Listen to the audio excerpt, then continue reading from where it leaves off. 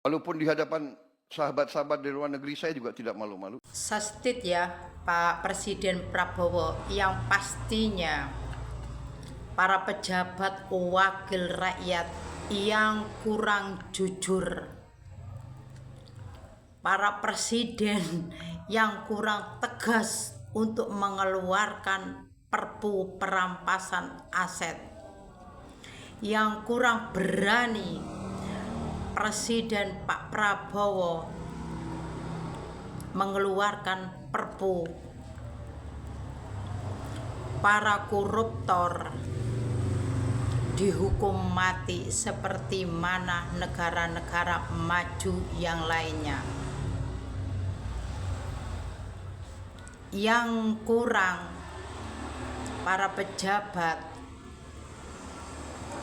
para wakil rakyat, banyak yang kurang jujur mengajarkan, nyogok sana, nyogok sini, nyogok KPK, nyogok hakim. Itu tergantung pada Bapak Presiden bagaimana untuk menyikapi, seperti mana kasus Bobby, kasus Khofifah Dana Hibah, kasus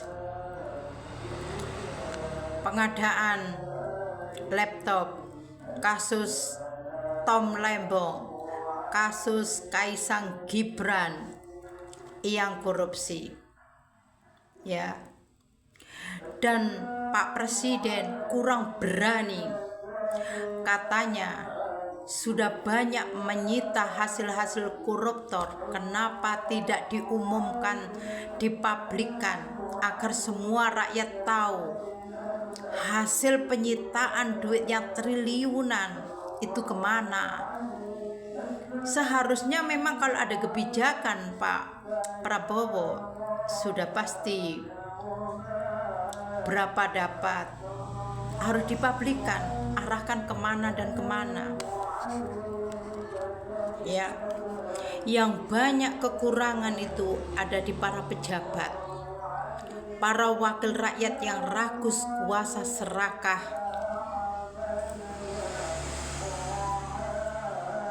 kurang takut sama Allah, kurang takut sama malaikat Raqib dan Atid sebagai CCTV, kurang takut waktu disumpah dengan Al-Quran, tapi tetap merajalela para koruptor di Indonesia. Banyak pembunuhan misteri, ya. Sekarang orang yang nomor satu harus berani mengeluarkan perpu perampasan aset. Tidak perlu untuk musyawarah dengan anggota DPR RI.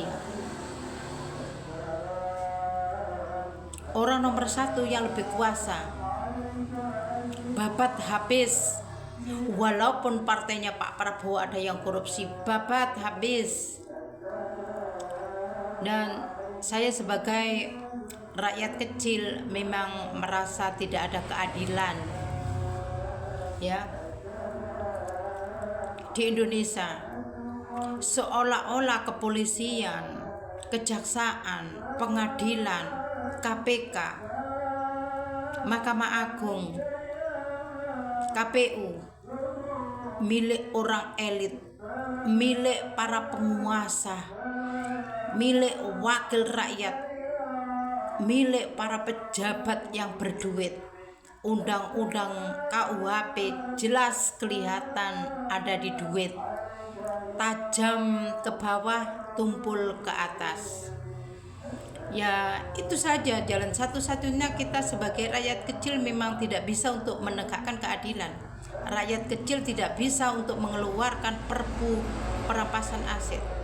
Rakyat kecil tidak bisa untuk mengeluarkan perpu para koruptor dihukum mati seperti mana negara-negara maju yang lainnya, ya. Jalan satu-satunya Saya harus berdoa untuk kepentingan rakyat seluruh Indonesia, khususnya menengah ke bawah, agar bermunculan generasi-generasi bangsa yang jujur dan amanah, yang takut pada sumpahnya waktu pelantikan dengan Al-Quran, takut dengan Allah, takut dengan malaikat Raqib dan Atid sebagai CCTV. Ya, jadi doa saya para koruptor seluruh Indonesia, baik wakil rakyat, baik pejabat semua, hakim, jaksa, KPK yang pernah diangkat sumpah dan korupsi dan yang menerima sogokan dari koruptor, semoga cepat-cepat roda kehidupan diputar ke bawah, diberi azab yang besar seluruh Indonesia yang koruptor, diberi bencana, diberi musibah sehancur-hancurnya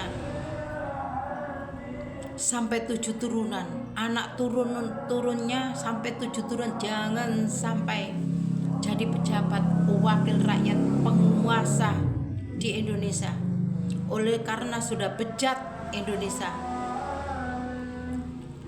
undang-undang KUHP sudah mati, merajalela korupsi, kurangnya kebijakan dari orang nomor 1 sekarang ya,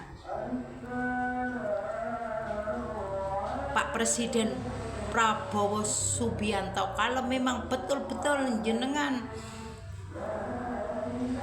yang ambisi berapa kali gagal mencalonkan presiden, sekarang jenengan buktikan kalau memang jenengan betul-betul untuk memakmurkan rakyat, hasil kekayaan rakyat di Indonesia ini, biar rakyat kecil bisa menikmati, dapat gaji per bulan, agar pajak tidak naik, agar BBM tidak naik.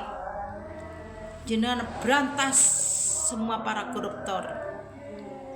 Walaupun Jokowi terlibat, walaupun Gibran, Kaisang, Bobi, jangan tebang pilih, dan harus berani untuk mengeluarkan perpu para koruptor hukuman mati dan perampasan aset yang penting, agar generasi muda, generasi bangsa bermunculan yang jujur dan amanah, yang takut dengan Allah, takut dengan sumpahnya. Itu saja ya. Presiden nomor 1 yang berkuasa di Indonesia sekarang ini. Assalamualaikum warahmatullahi wabarakatuh.